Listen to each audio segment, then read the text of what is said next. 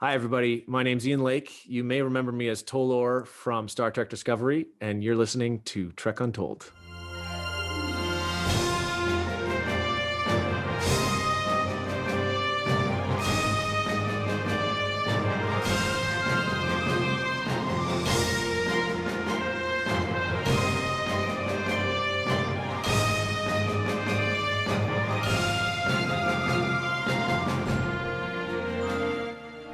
Hello and welcome back to Trek Untold, the Star Trek podcast that goes beyond the stars. I'm your host, Matthew Kaplowitz. Today, we're chatting with Ian Lake, who you may remember best as Tolor, the nephew of Star Trek Discovery Season 3's big baddie, the evil Orion, Osyraa. Tolor appears in Scavengers and again in The Sanctuary, and has some great memories of his time on set, working with Soneqhua Martin-Green, Michelle Yeoh, David Ajala, Doug Jones, and Janet Kidder. He's also got some truly epic tales of the makeup routine he went through to become this very green alien, which, believe it or not, was a whole lot more complicated than you might expect. Outside of Ian's time in Star Trek Discovery, you may recognize him best from his roles in shows and films like Flashpoint, The Divide, Beauty and the Beast, Bitten, The Murdoch Mysteries, The Girlfriend Experience, Mary Kills People, and The Art of Racing in the Rain. We'll discuss some of those things and what he's learned through his career on today's very enlightening episode. It ain't easy being green, just go ahead and ask Ian. But before we jump into our interview, I want to ask you, are you following Trek Untold on social media? It's the best way to keep up to date on who's going to be the next guest on Trek Untold and to learn all about the other cool things that are happening here. So if you're on Instagram, Facebook, or Twitter, go ahead and look up Trek Untold, all one word, and give us a follow and a like. If you'd like to help support the show monetarily, go ahead and check out teespring.com/stores/trekuntold to check out some of the merchandise we have available. This includes t-shirts, mugs, phone cases, sweatshirts, stickers, and a whole bunch more. So go ahead and check out teespring.com/stores/trekuntold. You can also support our show by visiting patreon.com/trekuntold. If you become a paid subscriber to Trek Untold, you'll get first access to the show and a chance to ask our guests questions on future episodes. But most of all, please subscribe to this show wherever you're listening to it or watching it. And if you've already done that, please also leave a review and a rating if you can. Leaving ratings and reviews helps increase the visibility of podcasts on platforms like iTunes and other places like it.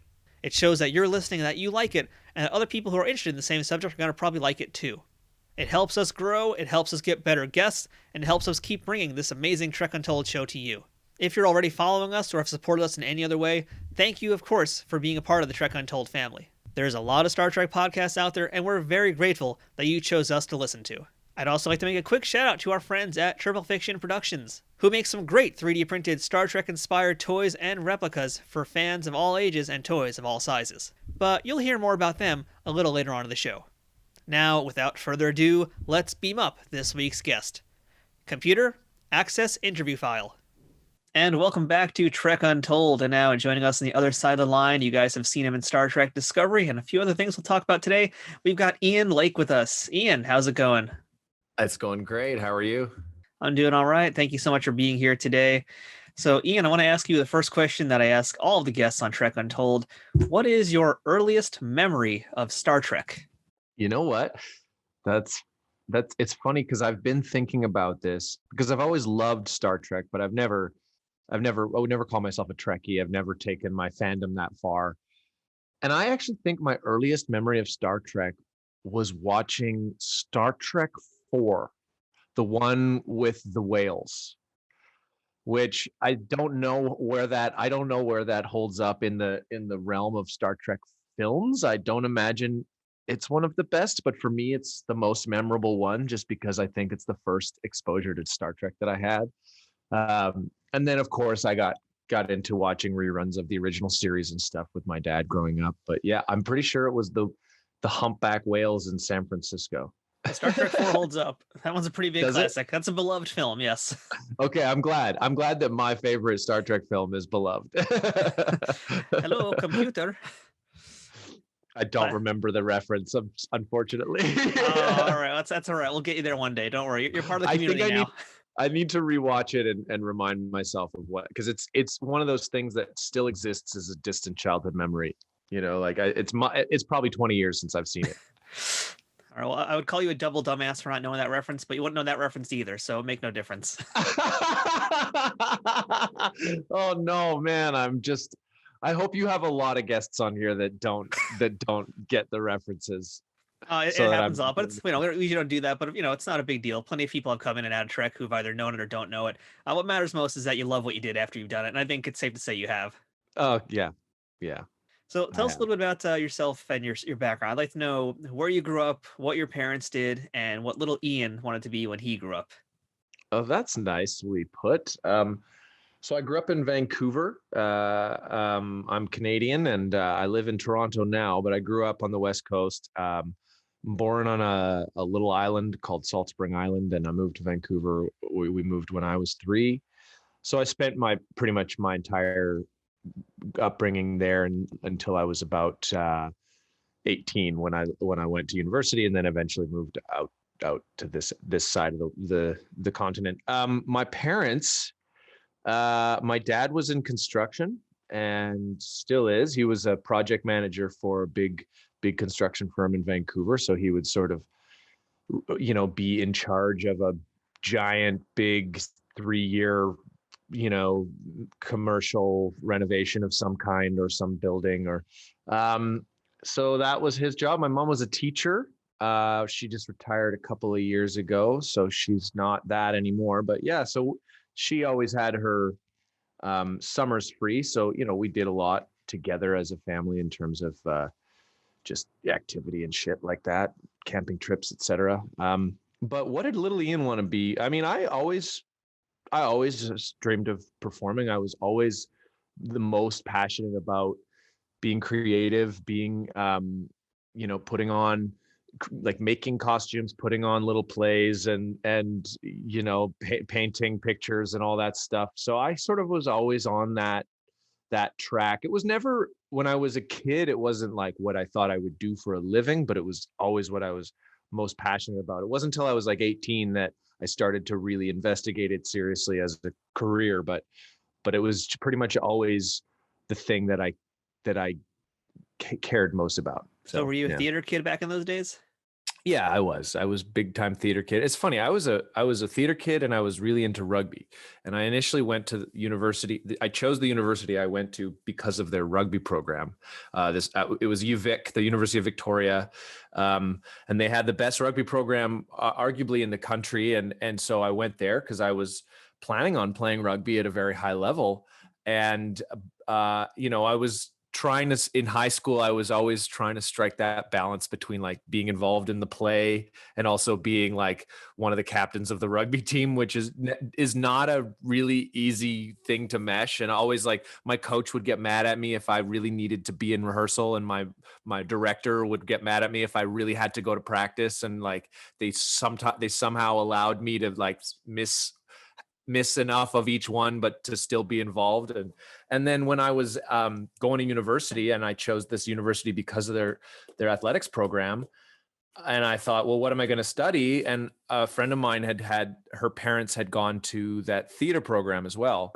And so I investigated the theater program and realized it was a nice program, very credible. And so I decided, all right, I'll study theater. So in the theater program, they called me rugby boy. And in the rugby program, they called me theater boy. And eventually which one of these am I going to do for a long time? And I knew that rugby, my body would just probably fall apart by the time I was 32. And so I just quit playing rugby and never looked back. Well, I think you definitely made a good choice there, because otherwise we wouldn't have had Tolor, that's for sure. Yeah, or you just would have had a subpar Tolor played by someone else. Precisely, yeah. So what would you say would be the most valuable lesson that you learned when you were doing the theater program that you continue to use this day in your acting? God, the most valuable lesson. I mean, I would say the most valuable lesson I have learned in my theater career, not just like the theater program that I went to, is that ultimately, when it boils down to it, my job is to be a storyteller.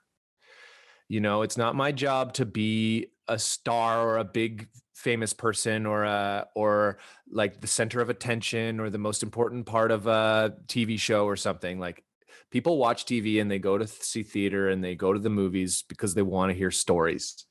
And that's what we connect to, and that's what makes something really resonate. And Star Trek has got great visuals, but what's kept it around for decades is the stories, right? Like the human stories. Even though it's all about aliens, they're human stories. And so that's, I think that's way more obvious when you're doing live theater and you have people there to hear the story been told. And especially when you do Shakespeare and you're telling the same story year after year for hundreds of years, you just realize that that's the main focus. And so I take that to heart, and I approach every job from that focal point, and I try to, make my choices based on how does this tell the story? What story does this tell? And so, yeah, it's not every project you get where everyone else is really interested in the story. Sometimes people are just trying to slap together a TV show, but I think that's the biggest benefit of starting out in the theater for me. And by the way, I saw that you were in that production of Macbeth in Stratford. Did you do a lot of Shakespearean training? Yeah, lots. Yeah. So I studied Shakespeare. So I left that after 2 years at that university, which I was at because of the sports program. I left to take acting more seriously. I went to a conservatory program called the National Theatre School, which is in Montreal, Canada. And there was the first time I ever got to like really immerse myself in like classical text and mainly Shakespeare. And I found that not only did I really love it, but that I had a knack for it. And I understood a little bit about how to approach, like, there's some people where Shakespeare is just another language to them and they just can't wrap their head around it. And that just wasn't my experience. Like, it made sense to me. So after I finished that school, I pursued a bit of I pursued classical theater. I was interested in auditioning for Shakespeare plays and projects. And so I ended up doing many years at a Shakespeare festival where I ended up playing Macbeth. So yeah, Shakespeare has probably been the biggest element of my career to this point. Yeah.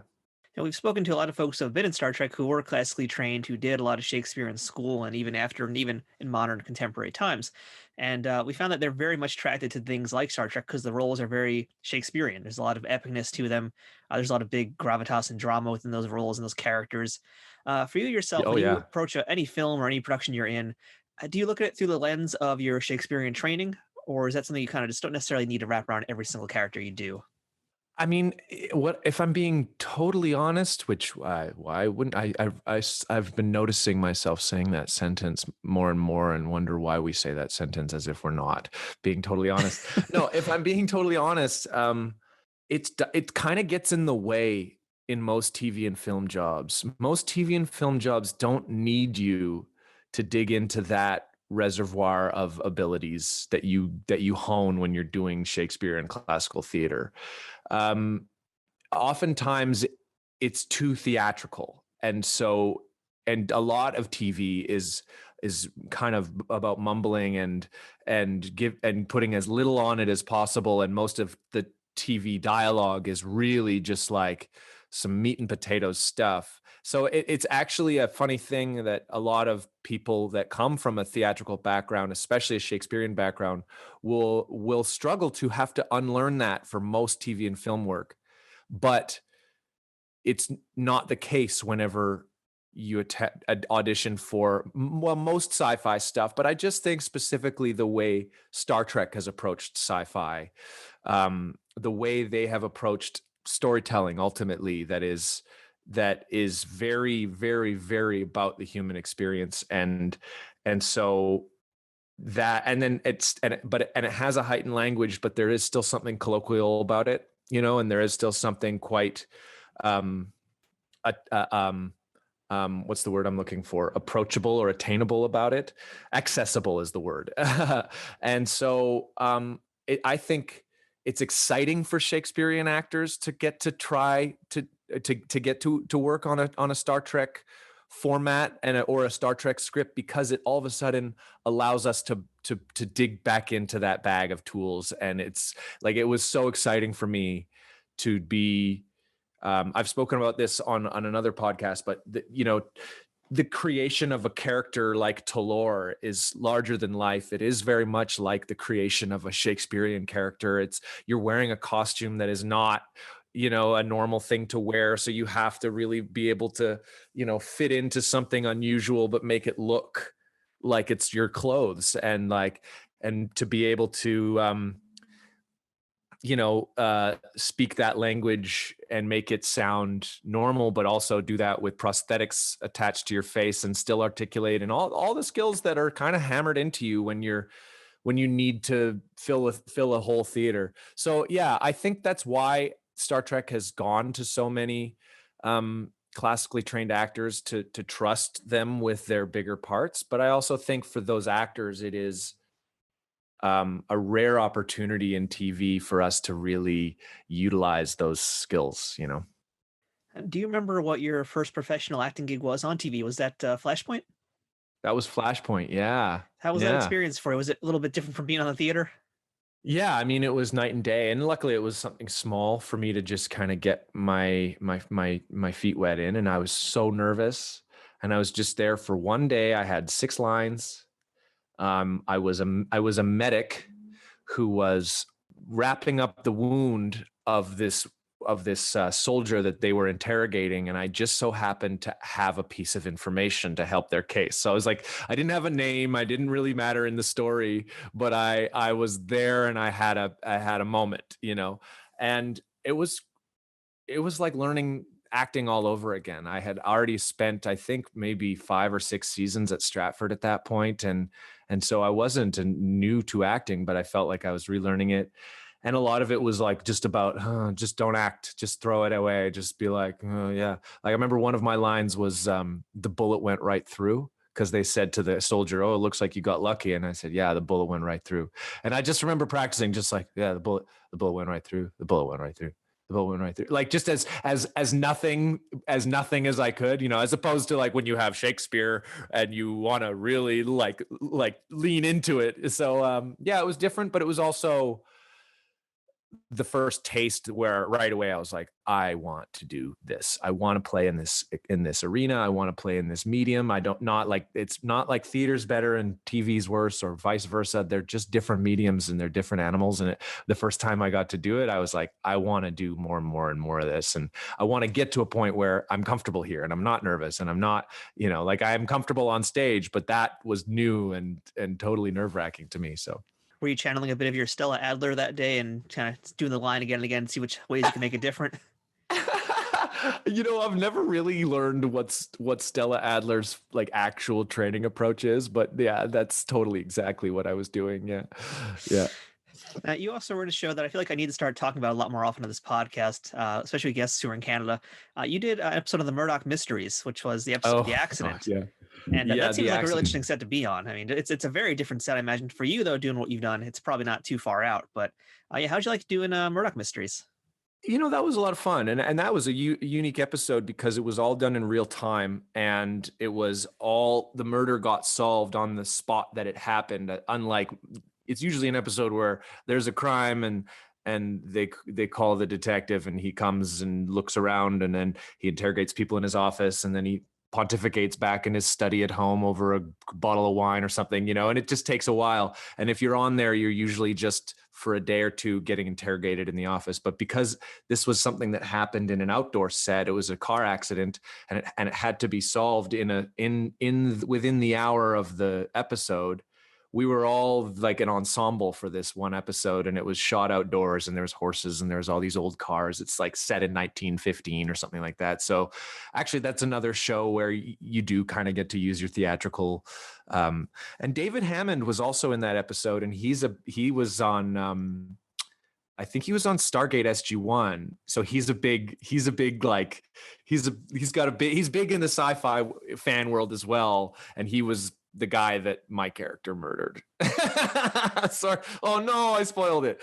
But yeah, it's a bit of a silly show. They're not really digging into a level of like seriousness or gravitas. So the characters end up being a little bit kind of goofy and larger than life, but there's fun in that, like it's not a show that I'm not I don't watch it, but it's a lot of fun to play in that world, and it has a big fan base. Like in Canada, it's got a massive fan base.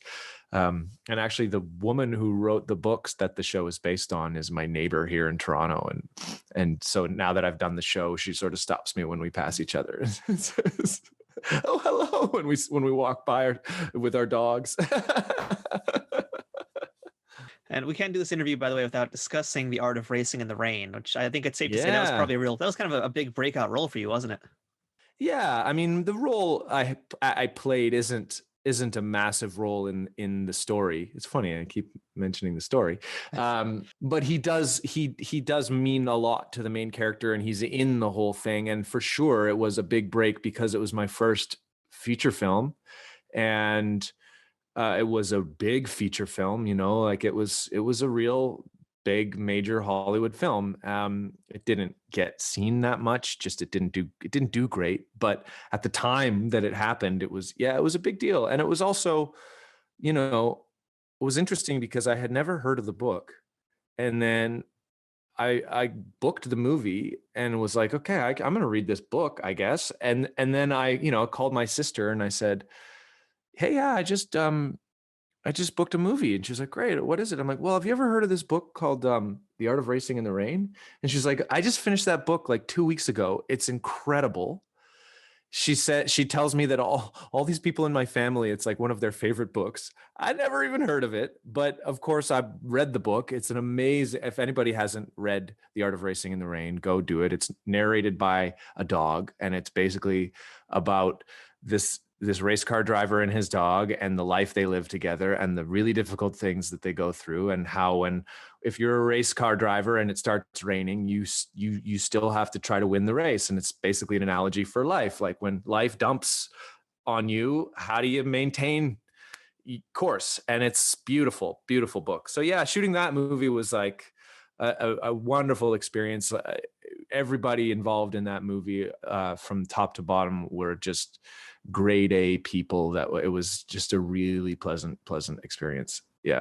And the one thing I see when I look up the movie online is everybody's talking about Mike and Tony and how beautiful they are together. Oh, really? Yeah, it's like one of the big things. One of the biggest compliments I've seen throughout the whole movie is the chemistry that you guys have together. Work really? with Andres Joseph. Yeah, have you seen that? Who says that? Where? I got to send you some links, but yeah, people really. I've seen like entire articles just about how great that you guys are together.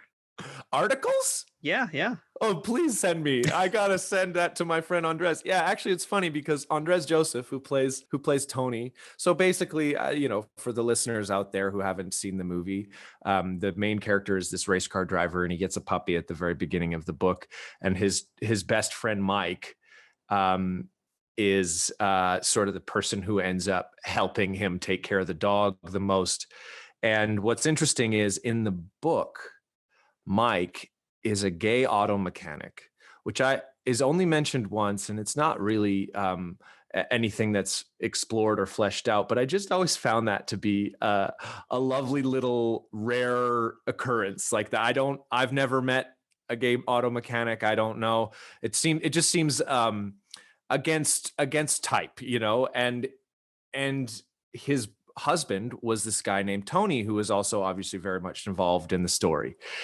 And they changed that for the movie. They made Mike and Tony the two best friends instead of, to give him a second best friend and have it be a trio. And the dynamic was really great. Andres Joseph is just this beautiful human being, and he and I are complete opposites in terms of personality types. So we actually click really well.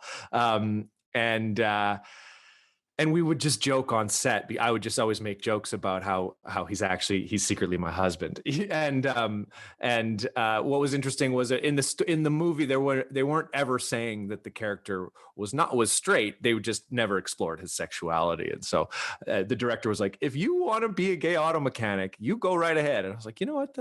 I just will. Thank you very much. And so yeah, Andres and I became friends doing that shoot, and we're still good buddies, and we still hang out if I'm in Vancouver or we see each other in LA sometimes. And I need to hear about these articles about how great we are together in this movie, because I didn't know that existed.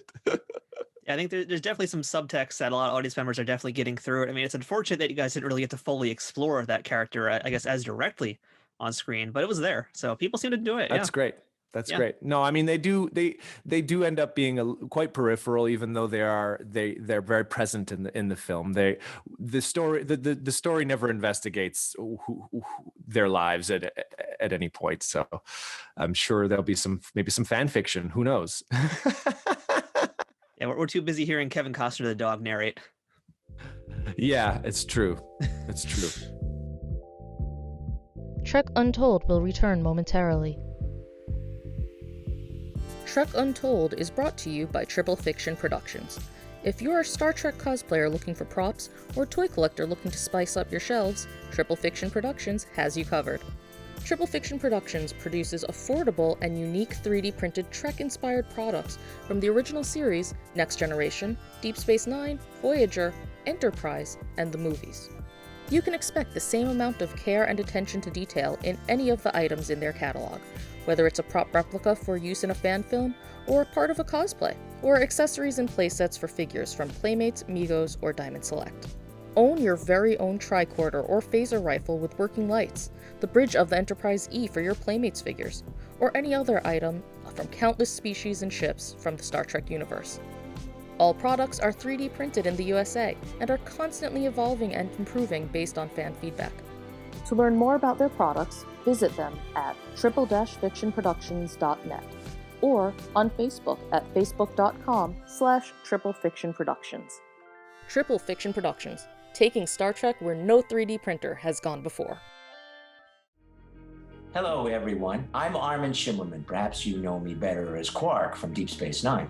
As your favorite Ferengi, I'm here to promote a sale. It's not self-sealing stem bolts, but my new novel, Illyria. And the first book is called The Betrayal of Angels. Some of you may not know that aside from being an actor, I'm also a novelist. My newest novel is a mystery set in 1583. Its heroes are the historical characters of John Dee, who was a spiritualist, a book collector, and a spy. With him is an unsuccessful playwright named William Shakespeare. Their mission is to investigate a nobleman who happens to be Count Orsino from Shakespeare's Twelfth Night. The book employs comedy, history, and fantasy to tell a page-turner of a story. It reads a lot like Sherlock Holmes, or like one of my favorite shows, Homeland. Please check out my website at www.arminshimmerman, get the name right, .com, or you can get it directly from my publisher at www.jumpmasterpress.com. You can buy it either as a paperback, a hardback, or an ebook. So why don't you check it out and judge for yourself? Or better yet, give it as a gift to someone. I know they'll appreciate it. Disclaimer, no latinum accepted. We now return to Trek Untold. All right, so Ian, let's go ahead and jump into some Star Trek discussion right now. So you were All Tolor right. in 2 I was episodes Tolor. of Star Trek Discovery. You were in Scavengers and then The Sanctuary. So when we've spoken with other actors who've been in Discovery, they say that the auditioning process is extremely secretive. So I'm curious if you had that same experience as well. Actually, yeah, a story I've never told. So because I live in Toronto where Discovery is shot, I'm obviously going to audition for it more than the average person. Like there's actors in New York and LA and Vancouver that audition for Star Trek, but I imagine because they would have to travel, it happens less. But I've probably auditioned for Star Trek, I want to say at least 10 times over the seasons. And the first time was this one Sunday, I get an email from my agent asking me if I have a demo reel that I can send him. That's just some clips of me acting. And so I do. And then he writes me back and he's like, okay, do you have anything happening next week? Like Monday through Wednesday? And I said, no, I'm good. He said, okay, sit tight. And I said, all right, what's going on? He said, I might have a job for you. I'm like, okay. And then he calls me later that day. It's a Sunday. I'm just not used to hearing from my agent on a Sunday, like, and then he calls me later and he says, okay, so you can't tell this to anybody, but the reason why I'm calling you is because it's Star Trek. And I don't know what happened, but they were, I think, having to do some emergency last minute casting. And they were going to camera very soon. And I know that there's a lot of stories about how the initial inception of Discovery was like tricky and there was just a lot of changing decisions. I don't really know all the dynamics of it, but I understood that they did some casting and some recasting and it took longer to get started than they planned. So it made sense that maybe there was somebody they needed to cast. And so all of a sudden he says, it's Star Trek. You're gonna get these sides in the acting world are what we call the script when you have an audition. It's just a few pages, a couple of scenes. You're gonna get these sides. They're gonna come from you from the casting department directly, which is not usually the case. Usually I get it just from my agent and in a PDF. And I'm like, oh, okay, this is very exciting. And so I wait and I get this email and it's this whole thing that I have to sign an NDA before I can open the email. And then I open the email and it's a link to a piece of software that allows me to view a script. But if I take a screenshot of it, it self-destructs. If I can only open it on one device. So if I open it on my laptop, I can't then open it on my phone. And it's like, this will self-destruct in 24 hours. Which I've never experienced before, right? Like normally you just get a script and you go to an audition, but especially because Discovery hadn't even aired yet and they hadn't, nobody had seen anything. They were being extremely secretive. And so it's very like just a general bridge officer saying, bridge officer, I sir, like damage report kind of stuff, like I guess I imagine it would be like, Patrick Kwok-Chun's character, Reese, like this type of stuff that he has to say. I don't think I was auditioning for that part, but so I did. So I had to like memorize this thing without being allowed. I couldn't print it. You're not allowed to print it, and then I go into the audition the next day and, I have to give my driver's license in order to get like a paper copy of the script. And I go into the room and I do the audition and they say, and the casting director is somebody I know really well. I've seen her many times for other shows and she's cast me in other shows. And so she says, okay, that's great. Now, we need to see you cold read this script. And so they give me another 2 pages to see how well I can just like rattle off some space talk and big words and stuff. And luckily for me, like that's not hard. So I do that and they're like, okay, great.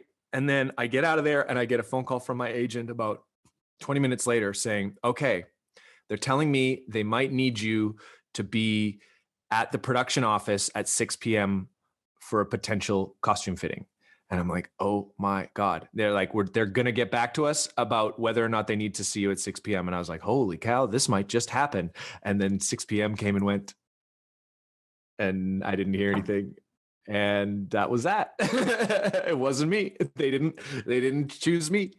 And I heard from a friend on the show that they must have ended up, instead of casting someone random, I think just shifting someone that was already maybe cast in a smaller bridge role or something like that and just jump them over, which I think is something that they do often on a show like that. If they have a role to fill, they end up just, oh, well, we've already established a character. We could just actually give them this storyline and stuff like that. So that's the biggest story about the like level of secrecy. That's the highest level of secrecy. But then in the subsequent times that I've auditioned, many times it's been the same scene of the bridge officer talk. So they just give you this generic scene to see how you can handle that speech, that kind of talk.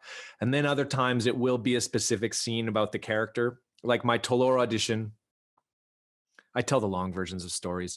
My Tolor audition his name was Tolor, but nothing else was the same. It was specifically just a scene where a guy in a position of power had a female captive and was interrogating her, but she kind of had the edge on him because she was saying your boss isn't going to be happy when she finds out what you've done. So he was in a position of power, but he was like kind of on the losing end of the argument. That was the scene, which is kind of the core of what Tolor's nature really is, like he has power, but it's totally empty. And so that's how they were able to audition it without, like, none of the dialogue was the same. There was references to Laurel in the scene, to maybe like mislead to think it was a Klingon story or something like that. And so yeah, it's a lot of cloak and dagger, Don't feel bad about giving us the long story here. It wouldn't be Trek Untold if a story didn't go 10 minutes at least. So yeah, more is always better here. Good. I like it. That's my style. You'll edit what's irrelevant, Can you tell us a little bit about the makeup process once you actually did book the gig? Yeah. Okay. So what's funny is I have a nice relationship with one of the people that is in charge of is involved in casting at CBS in LA. And he had written me before I knew I had the job to say that my name had just come across his inbox for a role on Discovery. And he was sort of just giving me the heads up that I was probably going to get the part. And that was really cool. Like, that was nice. At that point, I had auditioned for Star Trek so many times that I knew they were interested in me. Like, I knew they were looking for something to fit. And so he had sent me this email saying, I said something like fingers crossed. And he said, oh, it looks good. Get ready for a lot of prosthetics. So I had a heads up that I was going to be wearing prosthetics. So my first time going in was a head cast. And so that was basically my first time on set on the lot in Toronto, walking around trying to find where I go, who do I talk to? And then I found the prosthetics truck and I met these guys who I didn't realize I was going to end up spending like 70% of my time with, because the prosthetics team is, the 3 hours you start your day with, and then the thing needs so much upkeep over the course of the day that they're just kind of always over your shoulder. So I met these guys. Chris and Hugo were the two guys that were mainly in charge of Tolor's look, and they did the head cast, which is a crazy experience if no one's ever done it, where you basically like get your entire everything, like except your nostrils, just completely covered, and you just sit there for like, I would say probably 45 minutes while they put layers and layers and layers of this stuff. And you just have to go into a Zen mode. I think some people deal with some claustrophobia when they do it. Like, some people kind of like can start to panic a little bit inside this thing because your eyes and ears and mouth are all covered. But I don't know. It didn't bother me. I just kind of like tried to like meditate and zen out. And so that was the first process. And then a week later, I went back in for a test. And what was interesting was, because the Emerald Chain had been explored as an Orion and Andorian syndicate. And I think they were still figuring out who's going to be Orion, who's going to be Andorian. So I think that when I went for my head cast, at that point, I was told Andorian. And so I was like, cool, I'm going to be blue. And then when I came back to do the test, they had changed it to be an Orion. And I don't know why. I imagine, like it probably had to do with exploring the character of Rin and making him the one Andorian in that part of the story, and then having I think also emerald is a green color, so the Emerald Chain being a kind of a green operation run by a green lady, I think is a nice choice. And so I went and I did the prosthetics test, and that was really cool because I didn't know what it was going to look like. I initially thought, because I don't have hair, that like I would probably be bald. Most Orion males that we've seen have been bald in over the history of Trek, right? So, and what's interesting is like there's not a lot of significant male Orion characters in other franchises. It's mostly been women that, you know, and like slave dancers, but just women in a like strong position, and especially because like females in the Orion, they kind of in that race, the females kind of do hold the power. And so yeah, so they put it on me, and it was really interesting because I was loving it, but then I was like, well, what's going to go on here? And then the Ryan Reed, the head of wigs, came into the truck with the wig. And when he held it up to me, it just looked dumb. Like I just was like, what are they doing? And then he put it on my head, and I just thought like the most perfect design choice for him to have that kind of hair, which was so against the type of a big bad heavy dude. It was very much boy band hair, very, you know, like, and with like streaks of green and auburn in it, and like, and so that was the first time I got to look at it. And then what's interesting is then I had to go into the office to see the executive producers, and Olatunde, who's sort of like is the guy in Toronto that is sort of having the final say on most things. And then he has a look, and he checks it out, and his sort of knowledge of all things Trek is quite absolute. So he sort of comes and investigates me. Like, they really take care, and they really have this attention to making sure every level of executive producer is getting to look at something to say yes, yes, yes, yes, yes down the line. And so he looked at it, and he said, what he said is, you're going to make a great Orion. Because there's something about the way that mask just kind of like gave me this really meaty face, and like I'm a strong guy, but that thing kind of just took it to a heightened level. And then they took me to the set where they have the corridors of the Discovery, where that's the sort of lighting that is, that's what the lighting on camera is going to be like. So they took me there to take some photos to then send to LA, to send to Kurtzman and Michelle Paradise, and to get the approval from all those people. So it's like layer after layer of attention to detail. And then the only thing they decided to change was the eyebrows. At that point, they they didn't like the eyebrow, and that was it. Yeah. So that was like a long process before I had ever even been there to film anything. And so what was great was that by the time I showed up for my first day of filming, I knew my way around the buildings. I knew the guys, I knew the crew. I had the chance to meet Michelle and Soneqhua because we had rehearsed the fight together. We spent like a half a day in the morning just really working the choreography of that fight, because it was pretty involved with two separate fights going on that had to intersect. And so the whole like lead up to shooting was so different from what I'm used to, because you normally just don't have the luxury of time on most shows because you don't have the budget. So the fact that Star Trek takes that time to just really execute properly, like it was.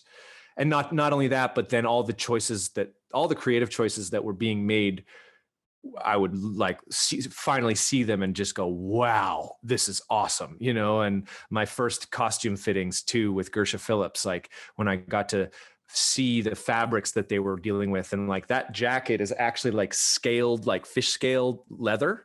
Like it is really like it's like probably the same type of stuff that they're using on like Game of Thrones and stuff like that. Like it was really cool to show up and see what they were like giving me to work with.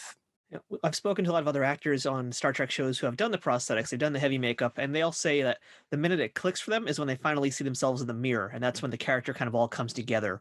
Did you have a similar aha moment with Tolor? Yeah, my aha moment was the wig.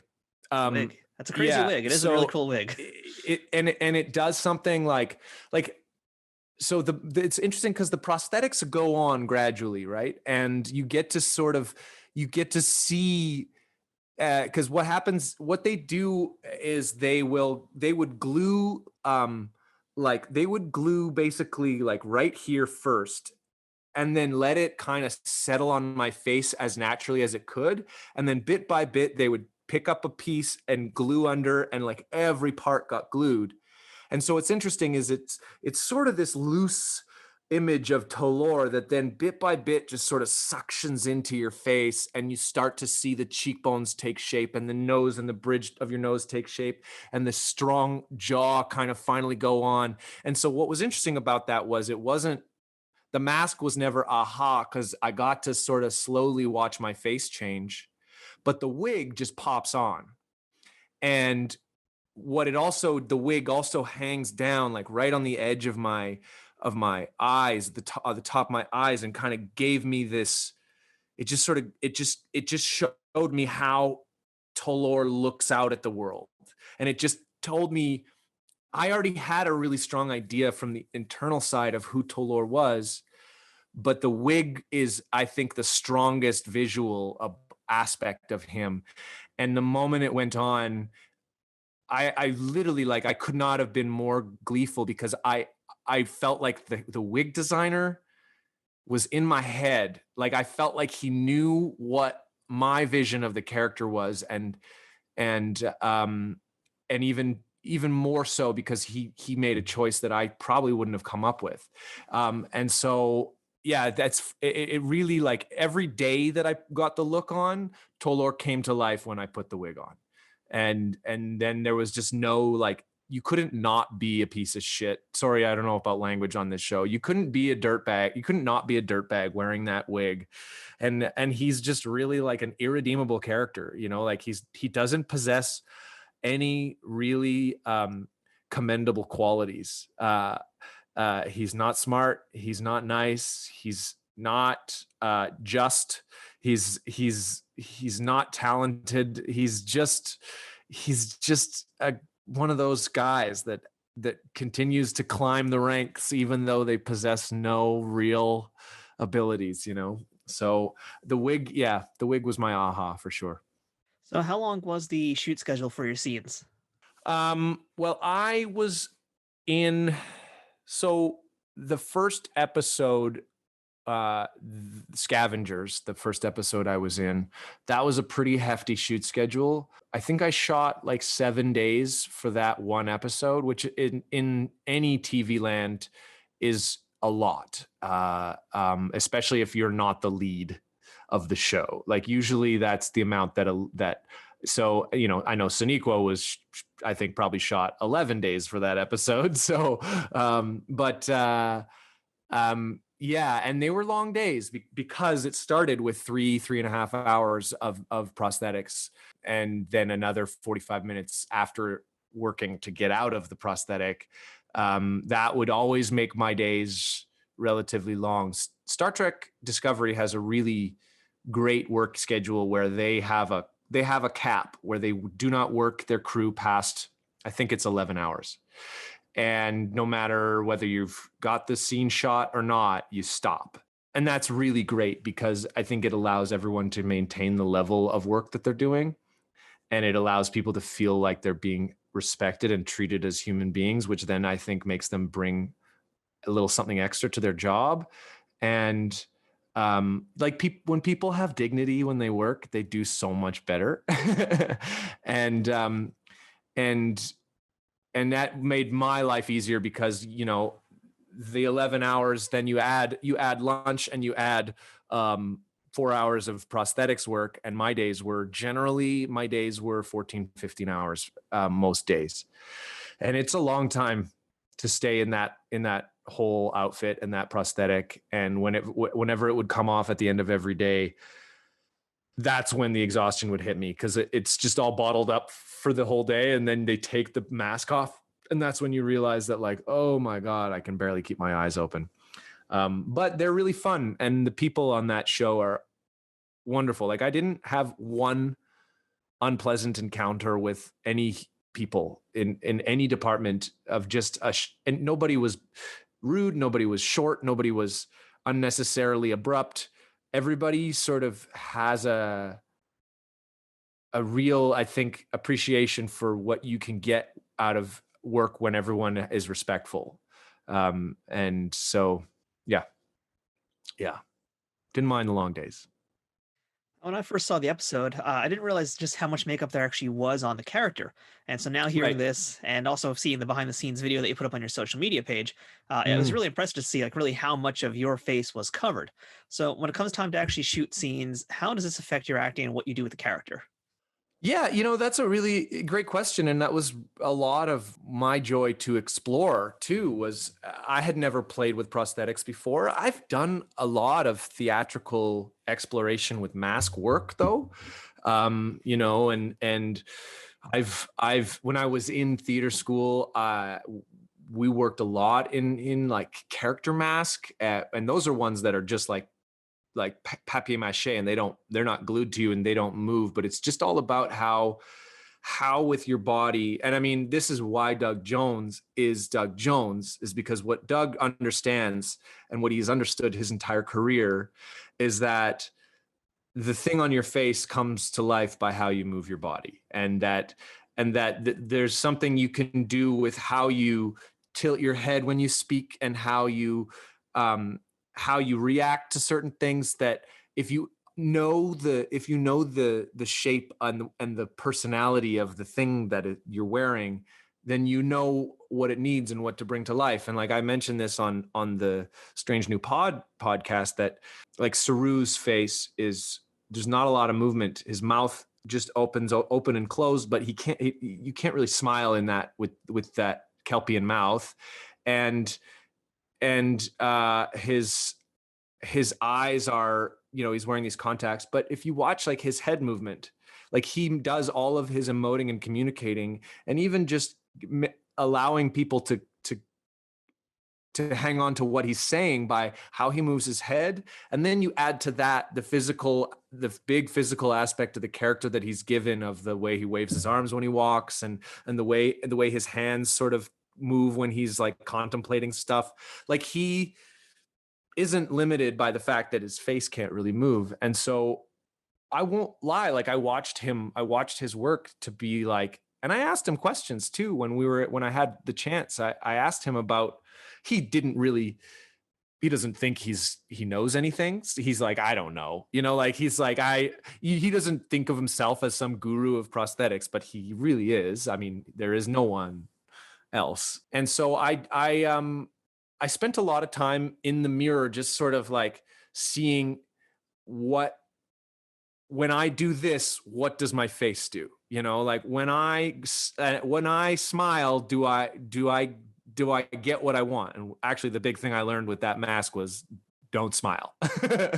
Like there's a picture on my Twitter of me, a little backstage picture of me with Michelle Yeoh, and I'm just like all smiles, having a good time. And it looks so dumb. Like the Tolor's face just looks so, I look like a 6-year-old, like I just look like some cherubim kid. So I was like, okay, the smiling I can't do. I was finding out like what would happen with my eyebrow movements. I was finding out like, okay, how much does the tilt of a head communicate? So, and that was actually something about the wig too, that was like that, looking through this hair and like how to use those kind of, like really, I just sort of tried to do as much homework before I was on camera about how much I could communicate with as little as possible. And the biggest thing I found was there was a nice sneer in that mask. And so I sneer pretty much through the entire arc of Tolor, because he's also like not a character that paints with a lot of colors. Like he's green. And so that's where like the theatrical background kind of was fun to draw upon. But I will say that once we started shooting, I was very little concerned with my acting and how is my acting being conveyed, because I knew that it wasn't my acting that was going to be doing the work. It was going to be all the other stuff that everybody else had done, all the prosthetics and the wig and the costume and the world and the big set of like when we shot for 2 days in the steel mill, like all that stuff. Not to mention I'm opposite Michelle Yeoh. Like she's gonna just shine, like she's just gonna be radiant and incredible, and every line that comes out of her mouth is solid gold. So like pressure was off me. I really just felt like I could just play and have fun, and I felt like I understood my character really well. So I knew that if I had an idea that I could just go for it.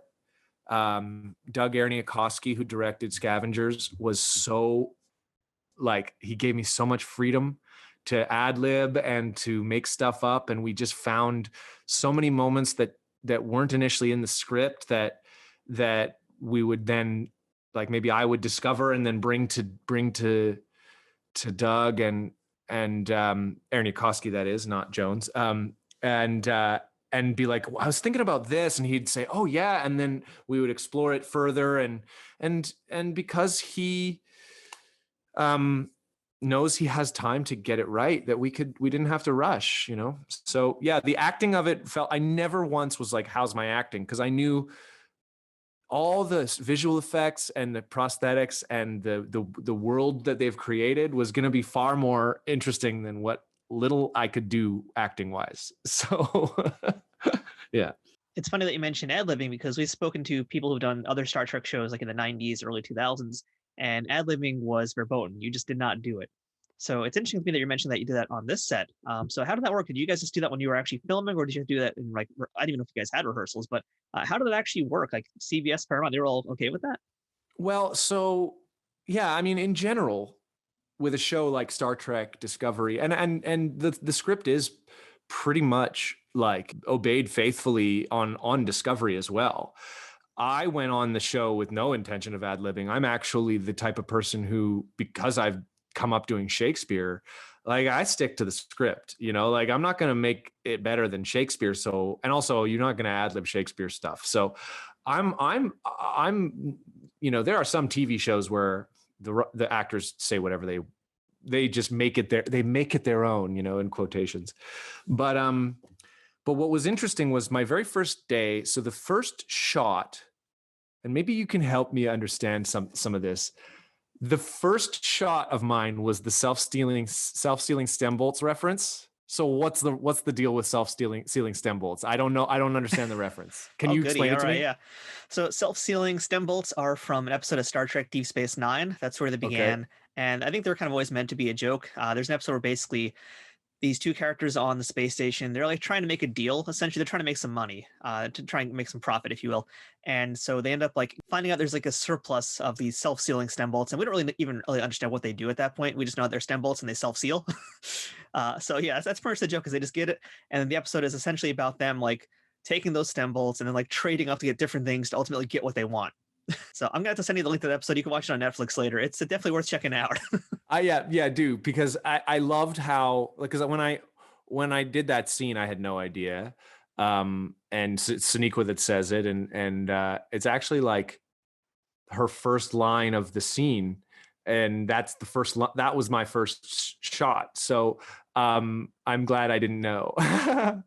But it was funny on Twitter when, like, I was like, oh, I wonder what people think of this episode, and I just kept seeing self-sealing stem bolts. Oh my god! Which I get it now. That's a great little Easter egg. But so that was my first scene, and I was walking them through the shipyard, and there was, I would say there was probably 40 background actors in various alien looks, and it's my territory, like, it's my yard. And so Doug just kept telling me to ad lib like things to the workers, and ad lib like, don't drop that, and ad lib. So, which at first kind of it didn't make me uncomfortable, but at first I just wasn't comfortable owning it yet, because it was my very first day. I was opposite Michelle Yeoh. And then the funny thing is, Michelle, like, she's like, I don't ad lib. I'm not an ad libber. She's like, give me a script and I'll rock it. But like, she's not the type of person to just start making stuff up. And so it ended up being really cute, because the more I got comfortable at ad libbing, the more she kind of would be like, elbow me and be like, stop it. I don't ad lib. And it was like a really nice bonding, like, for us when we were just getting to know each other and just shooting that scene. But there was like, like it was little stuff where we'd be walking and I'd be like, so what are you looking for? And they trimmed out a lot of it. I started to say like, no eye contact to the people that were working.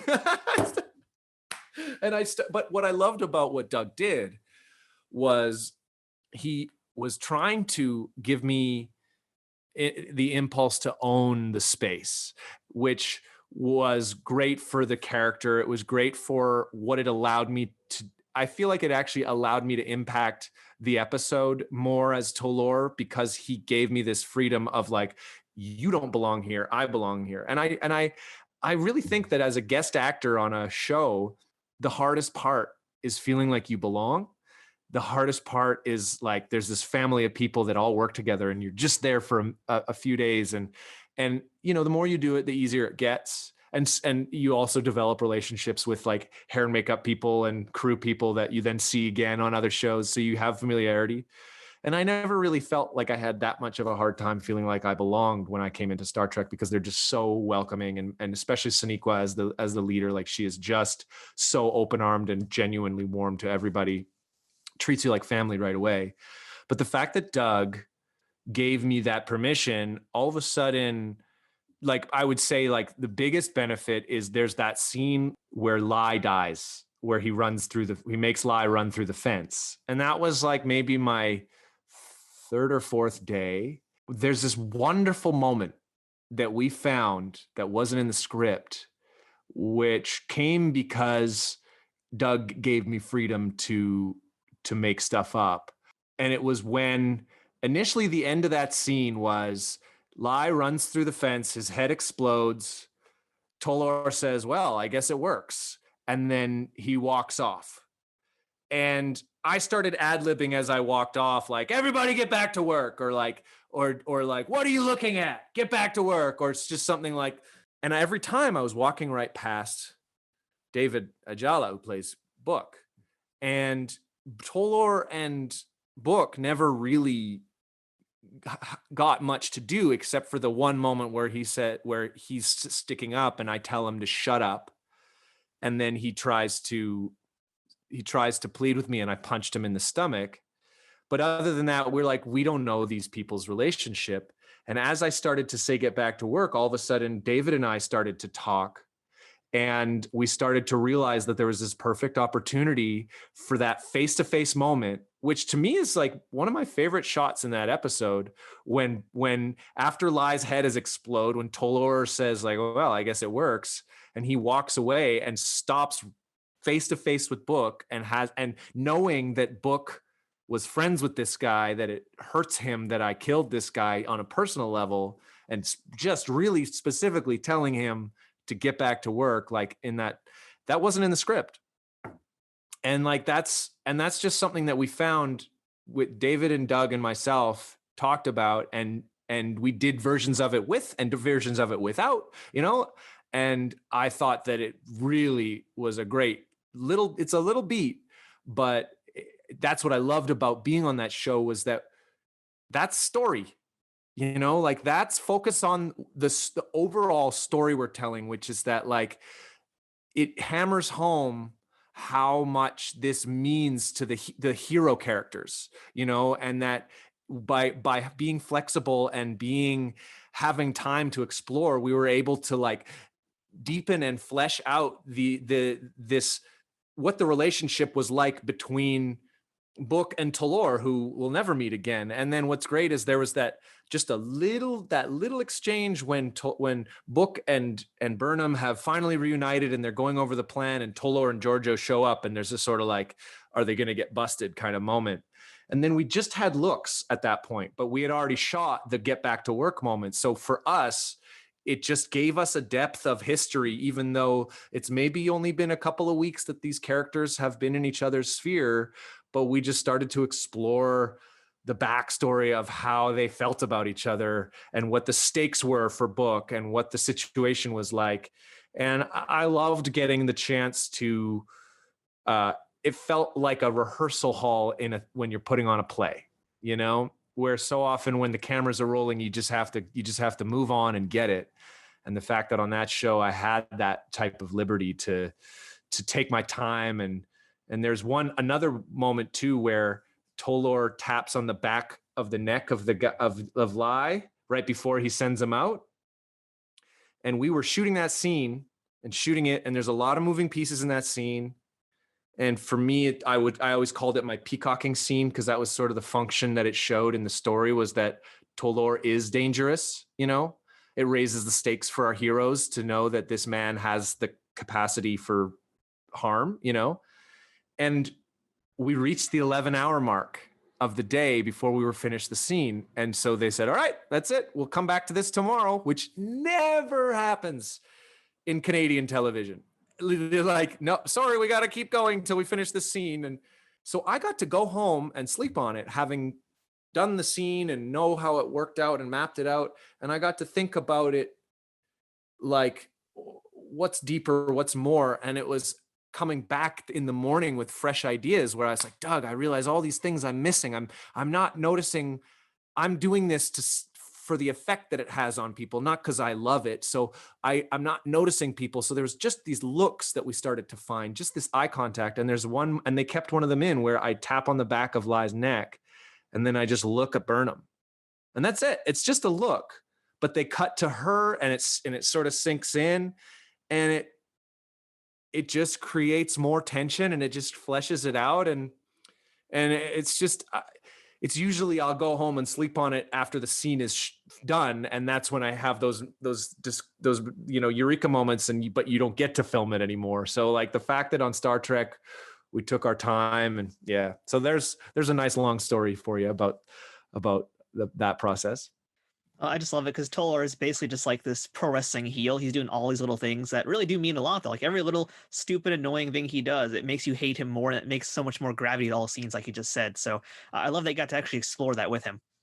Yeah, I love that you made that analogy. That that's the first I've heard, and it's exactly true, because he's very much an archetype. You know, like he's very much like a pro wrestling heel needs to like hit one note really, really well. And like, that's what I felt about Tolor. But the writers were so generous with Tolor, because they gave me that scene, and not all the scene made it in, but there was that scene with Osyraa that we shot for the Sanctuary.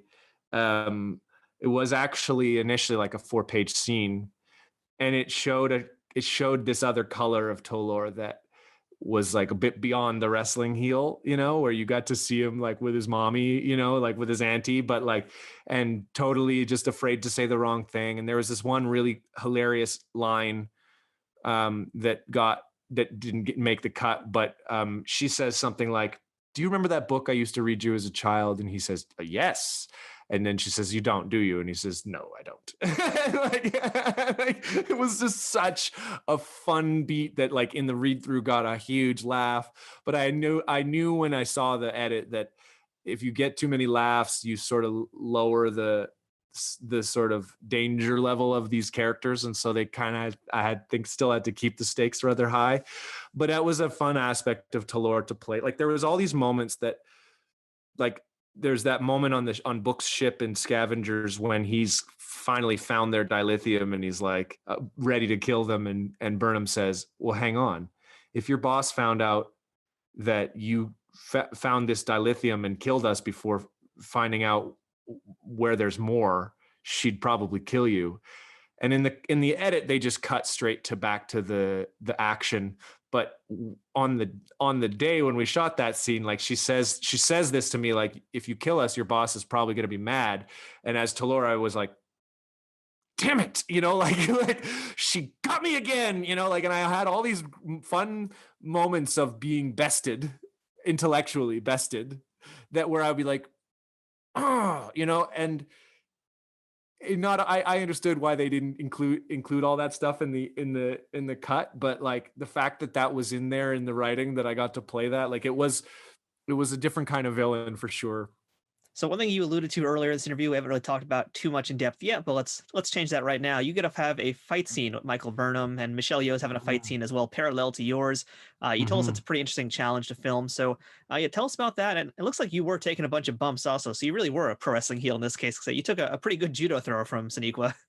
Yeah, well, that was my stunt double who took that throw. Don't ruin the illusion, Ian. Don't ruin the illusion. Well, sorry.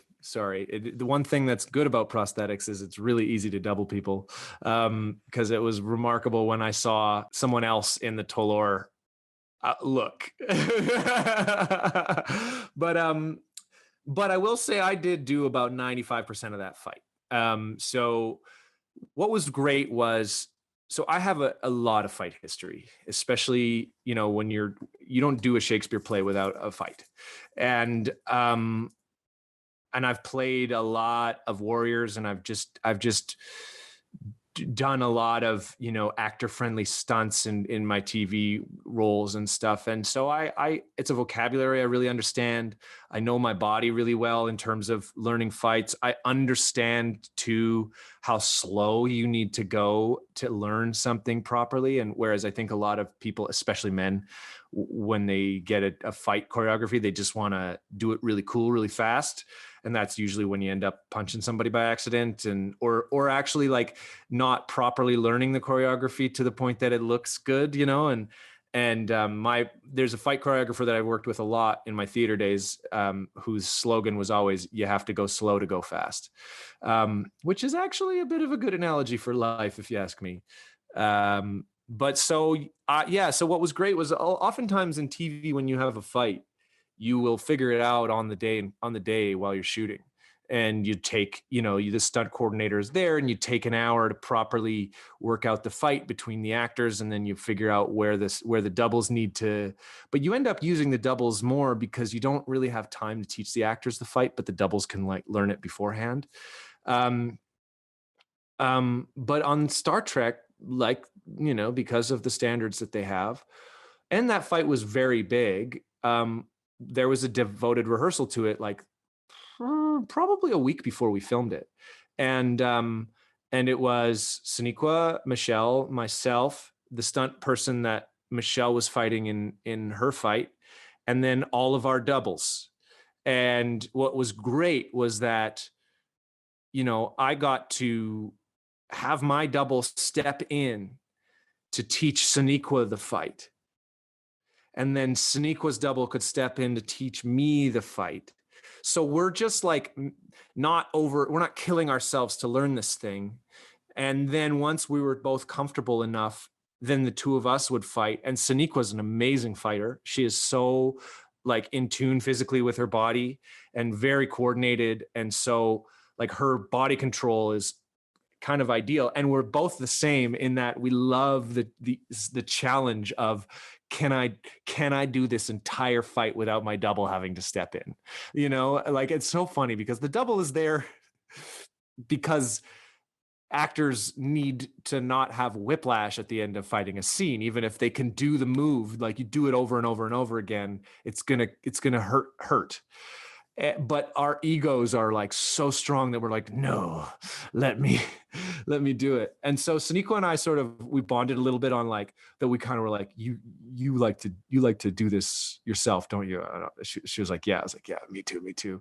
And also like she could tell that whoever was coming in for the guest role was somebody who clearly had been in a fight rehearsal before. And I think that's probably nice, to know that like you're in, you can trust the newcomer. And so, yeah, we worked that fight for like half a day. And we worked it in this sort of like portable room where there was like cardboard boxes to give us the like console aspect of things. Cause at one point Michelle slides under it. At one point she jumps over it. And then at one point I slam Soneqhua up against it. And so we had the cardboard boxes there to give us that reference point.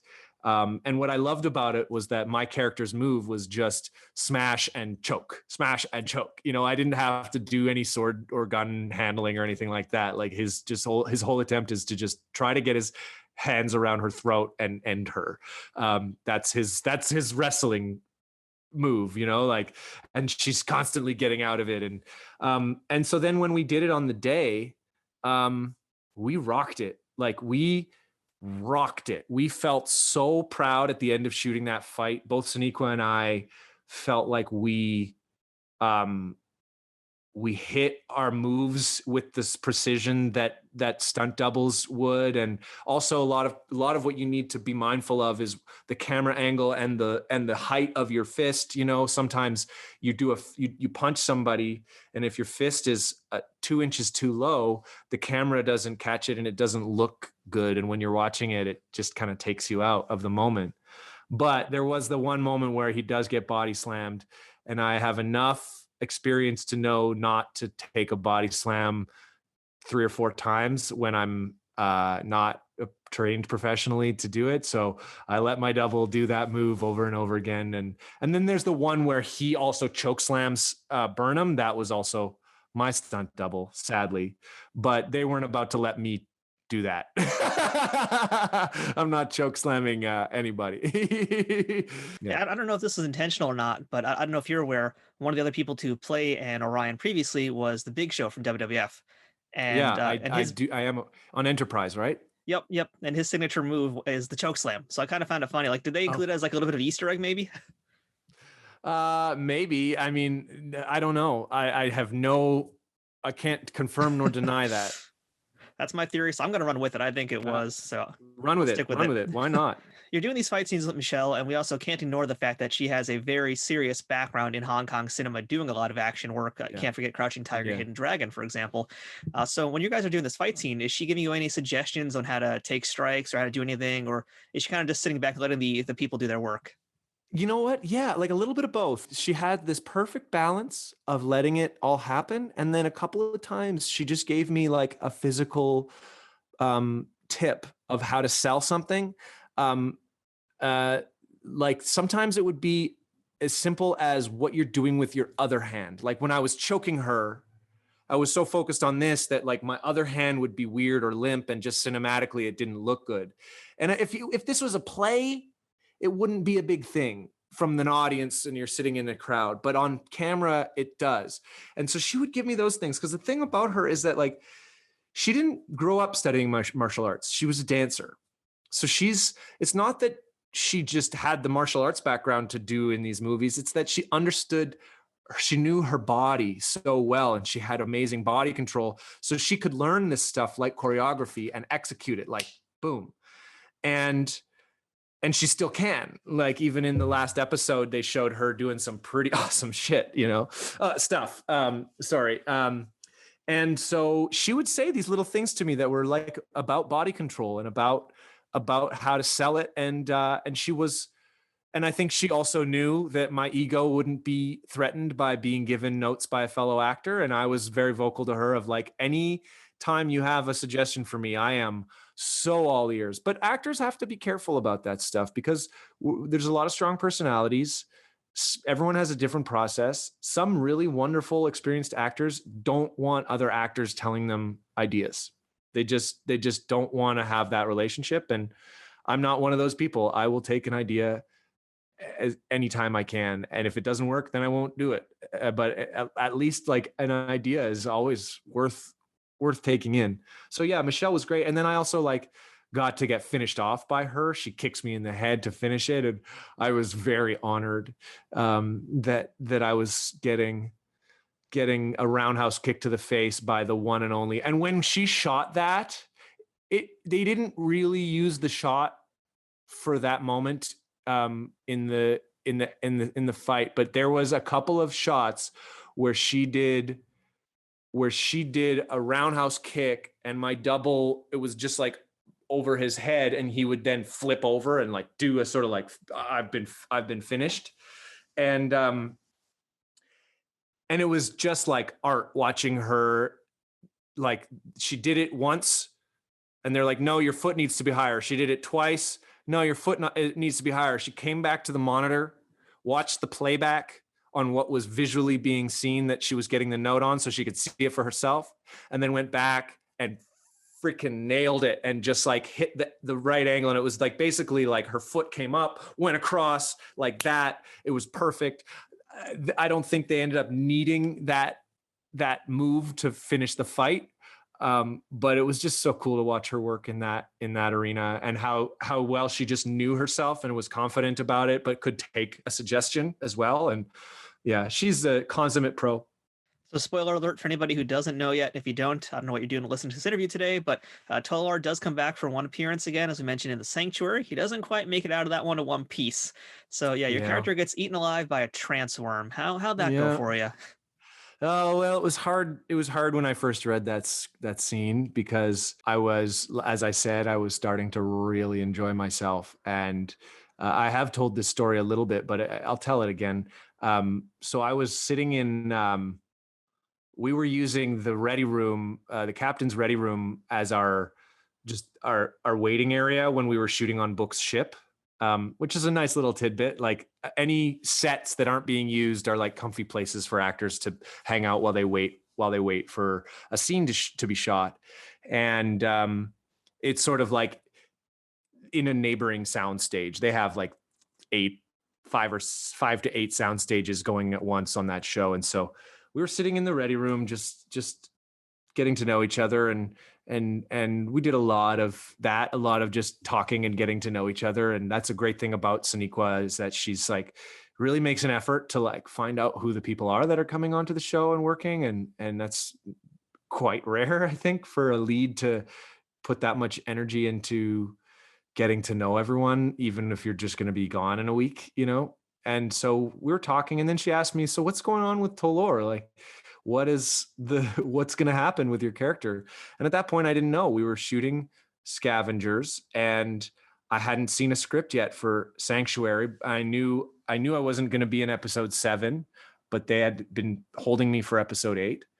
And I said, I don't know. My agent hasn't gotten a script yet. I haven't gotten a script yet. I know I'm not high on the list for early drafts of the script, but you know who is high on the list for early draft of the script? Soneqhua Martin-Green. So she was sitting there. She said, well, actually, I just got the new script in my inbox. And she opens it up, and the first line of the script was my line. And she showed it to me, and I flipped through it. And initially that scene with Osyraa and Tolor was the first, it was the opening of the episode, which they had talked about they had never done that. They've always started the episode with the Discovery crew. And I was like, wow, but they were really trying to like serve up this Osyraa introduction, you know? And I suspected that Tolor initially probably died in Scavengers in that fight. And then of course it's so easy for them to save someone's life by just tapping a button and they teleport out of there, that I think they decided to keep me around to introduce Osyraa. And so the scene was so, like I mentioned, it was about 4 pages, and it had like all this comedy, and it just was like gold. Like it just was gold. And I was loving it. And I was like, oh my God, I'm starting this episode. Like, what are they going to do with Tolor? And then I get to page 4, and it tells me that he got devoured by a trance worm. And that was so bittersweet, because the scene itself was like by far one of the most exciting things I'd read, in terms of like when you go on and you just do one guest star, you have the script and you know what's going to happen. And there's something really exciting about not knowing what's happening in the next episode. What's my character going to get to do? What's he going to get to say? What's going to happen? Like when you do theater, you do the same play every night. There's no chance of a new journey.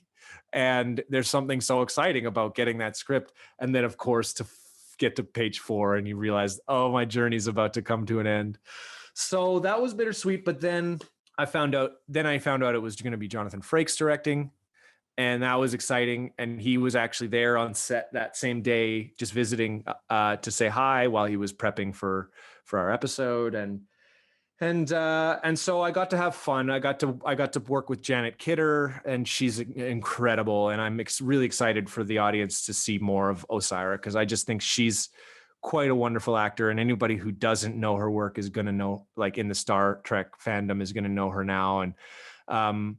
And then I got to do that cool death scene, which was, they built that transworm tank, this sort of like Sarlacc pit or whatever it is. Not a Sarlacc pit.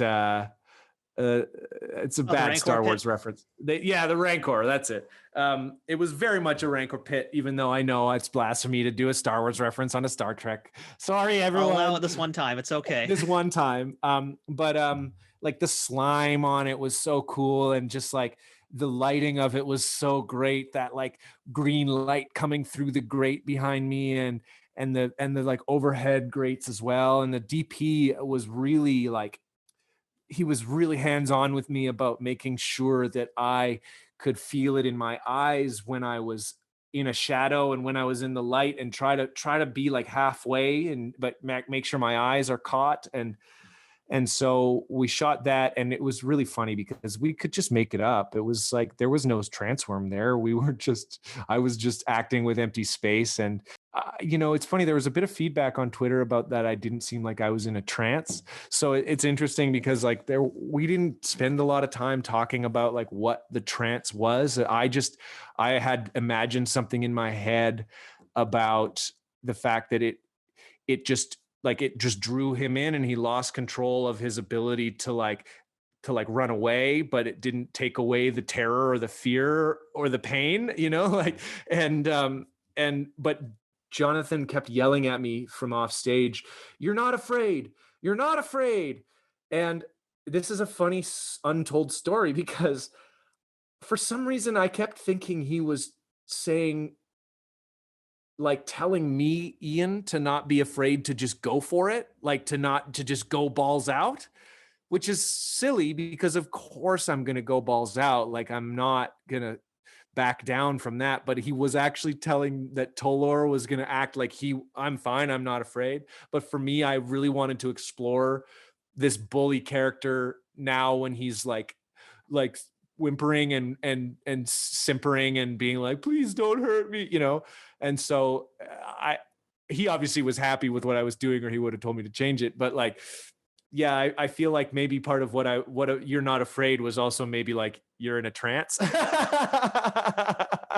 So it turned out the way it turned out, which I was like, I loved watching myself get devoured like that. It was pretty cool when it's all CGI like that and you just don't know what it's going to look like. That's pretty cool. The whole effect of the trance worm in general was like, it looked pretty awesome. So the fact that I got to go out that way was definitely worth it. And if you're going to die, make your death count and make the audience sort of miss you. And I felt like that was the case with Tolor. Like, he was such a blowhard guy. You kind of roll your eyes, everything that comes out of his mouth. But once he was gone, he was missed. Well, the great thing about doing a part in Star Trek we've got a lot of prosthetics on is there's always a high probability that you can, in fact, come back. So maybe not as Tolar, but hopefully we'll see Ian Lake again in Discovery or Strange New Worlds or Section 31. Who knows? They're filming Strange New World here in Toronto. The Discovery is going to continue on for, I think Discovery will be on the air for a long time, and there's going to be chances. And then I've actually don't think it's been confirmed yet that Section 31 is filming in Toronto, but I think that's rumored, or maybe to be determined. And so my hope is that when I was on set for shooting, that they had just announced that Section 31 was going to be a show they were making. And so there was a lot of like, "Oh, you'll be back" sort of chatter when I was leaving. And I was thinking like, yeah, well, or maybe as like a guest alien on Discovery, or maybe give me like a lead character on one of your new shows. Wouldn't that be nice? But yeah, there's definitely enough filming here in Toronto in the Trek world that I think the chances of me returning to the fold are high. So the consensus I've gotten from many of the people who performed on Star Trek Discovery is that it's one of the best, if not the best ever, set that they've worked on. And it sounds like you share that experience. Yeah, I mean, and I will just say it all comes down to Soneqhua Martin-Green, because she is the embodiment of love. Like, she's a person of deep faith, and she's got a lot of energy for giving love to people and appreciation and treating people with respect and dignity. And is there something that happens when basically a show will trickle down from the behavior of its lead actor. And if you have a lead actor who behaves that way and treats everybody that way, it's a lot harder for anyone else to feel like they can justify a different kind of behavior. And so everybody there is just all love, and it allows the work to be really good. Like, it doesn't take away from the productivity. It doesn't take away from the sharpness that everyone is like attacking the work with. but it just, I've never seen anything like it, where you can literally see it trickling down to the other departments. And I even had a moment where I was next to Soneqhua and something happened that frustrated me, that was a mistake, that was about something I cared about.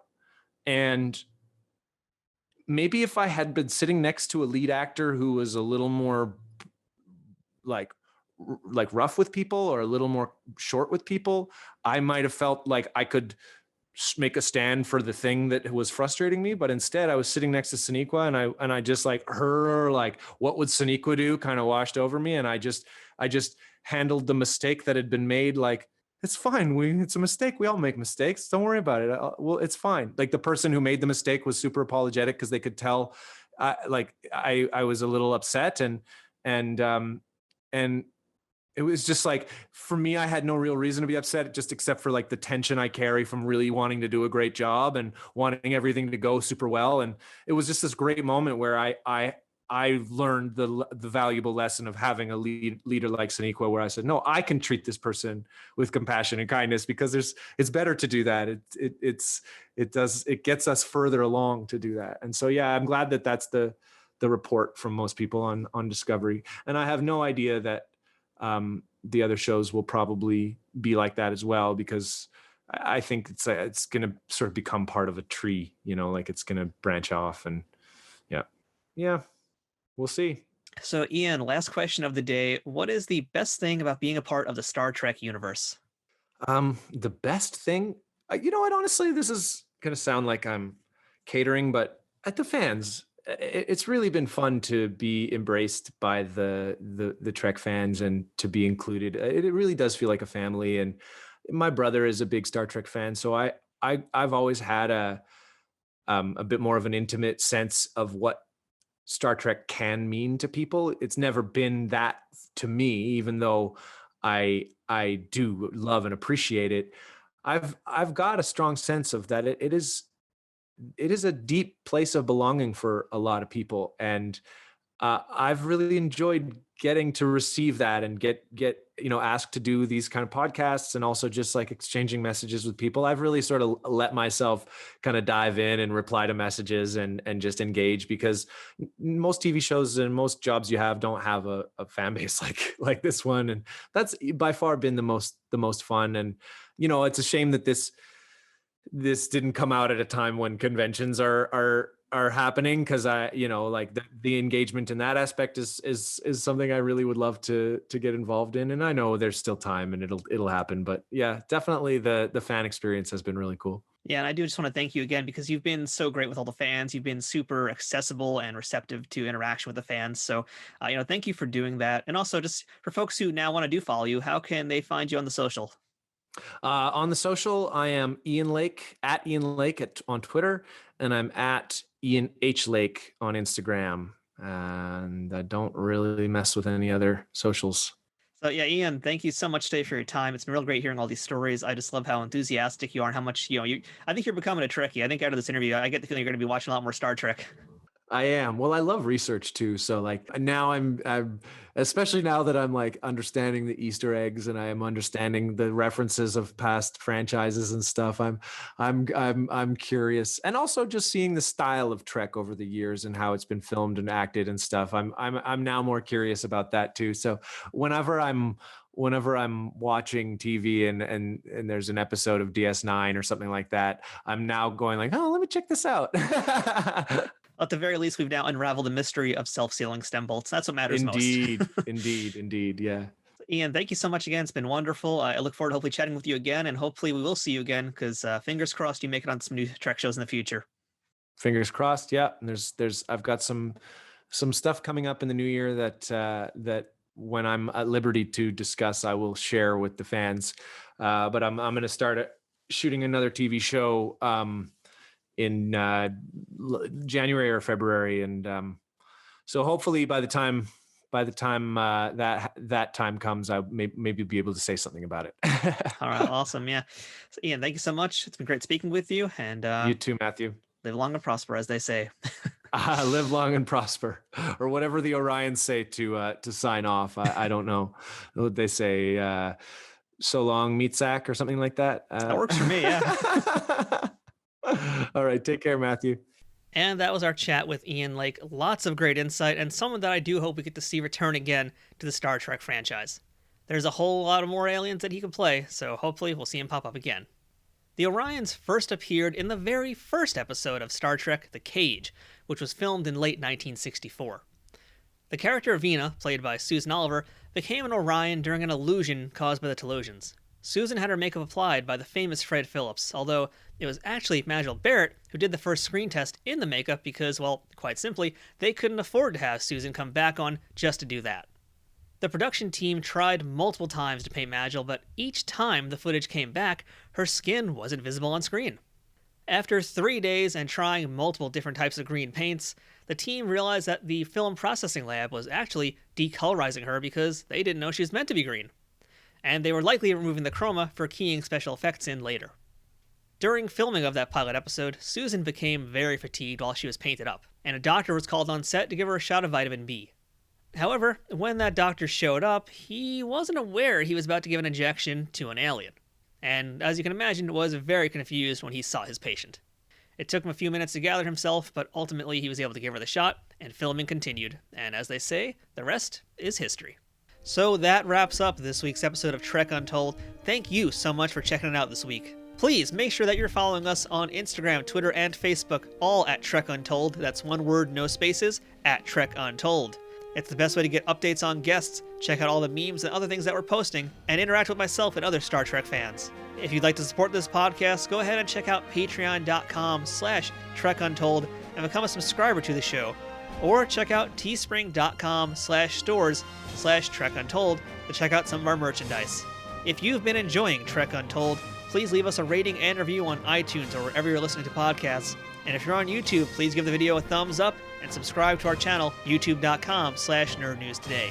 Leaving ratings, reviews, and comments are things that all help this podcast grow, and they'll cost you nothing but a few seconds of your time. Doing things like that, or even telling your friends or other Star Trek fans about the stuff you've heard on the show and making sure they know about us, are huge helps to keeping Trek Untold growing. Thank you once again to our sponsor, Triple Fiction Productions. Go ahead and check them out at triple-fictionproductions.net. If you'd like to send us some feedback about this episode, suggest a guest, or ask to be booked on the show, go ahead and send me an email at trekuntold@gmail.com. And of course, thanks to listeners like you for choosing Trek Untold and making it your weekly Star Trek podcast. This has been Trek Untold. I'm Matthew Kaplowitz, and until next time, fortune favors the bold. Trek Untold is sponsored by TrekSphere.com, promoting fan-produced Star Trek content in all forms, is powered by the RageWorks podcasting network, and is affiliated with Nerd News Today.